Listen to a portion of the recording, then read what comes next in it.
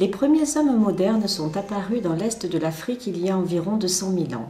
Ils seraient arrivés en Provence il y a environ 30 000 à 35 000 ans. Ce sont des tribus de chasseurs-cueilleurs qui se déplaçaient en cherchant leur nourriture.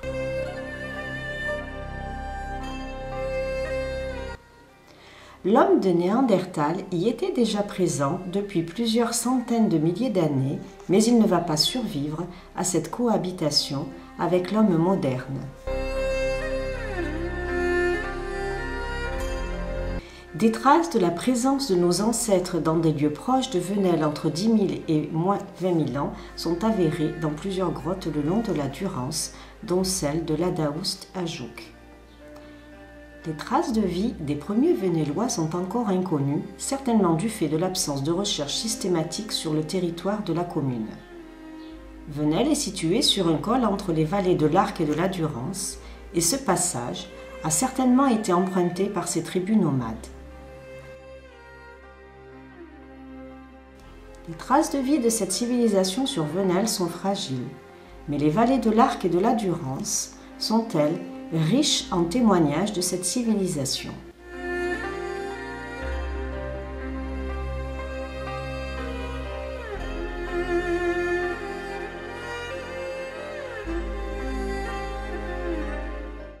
Un poids de pêcheur trouvé par Jean-Marc Herry à Venelle serait la première trace connue de la présence de Venellois à cette époque néolithique. Dans un rayon de 15 km autour de Venelle, on trouve plusieurs monuments mégalithiques, preuve de la présence de cette civilisation, dont un dolmen à Mérargues, un habitat à Pérols et découvert très récemment un dolmen au puits Sainte-Réparade aux Ornageaux.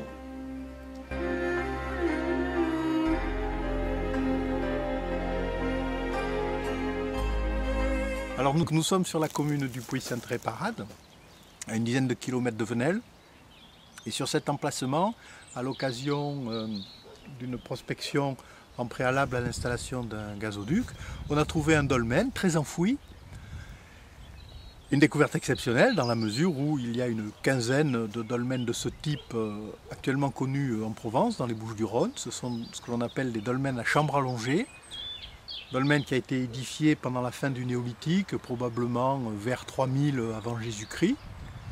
Donc à cette époque, à la fin du néolithique, les dolmens et les monuments funéraires sont géographiquement séparés des lieux d'habitat. Ils ne sont jamais très loin, mais ils sont séparés. Ça veut dire que si village il va être dans un périmètre, dans un rayon de 1 ou 2 ou 3 km par rapport à l'emplacement de ce dolmen, qui probablement d'ailleurs lui-même n'était pas tout seul. On sait que ces grands monuments funéraires étaient souvent regroupés en nécropoles, et il y a peut-être 4 ou 5 autres dolmens qui sont enfouis ici sous les dépôts de pente.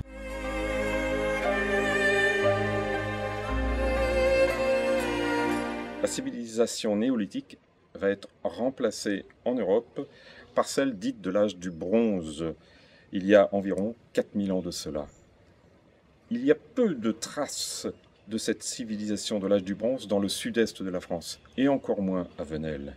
Et il faut attendre 2800 ans pour voir apparaître la civilisation celte, celle dite de l'âge du fer, dans laquelle réapparaissent les indices d'une civilisation développée.